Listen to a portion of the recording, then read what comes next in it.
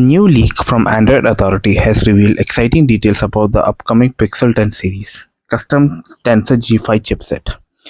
The Tensor G5 will be fabbed using TSMC's 3nm class node instead of Samsung, making a significant shift in production. They will use Arm Cortex CPU cores in the G5 and replace the previous Arm Mali-G715 MP7 GPU with Imagining Technologies IMG DXD GPU. A big update comes with a fully custom ISP, which will replace the partial custom ISP from previous generation. This should give a significant boost to camera performance in the Pixel phones. The G5 will feature a custom memory controller, system-level cache, and power module for better efficiency and performance.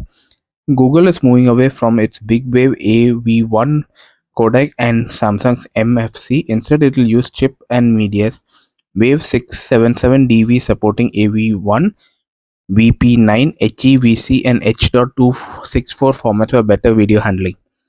The chip will incorporate third-party USB, PCIe, I3C components and support for interfaces like DSi display ports.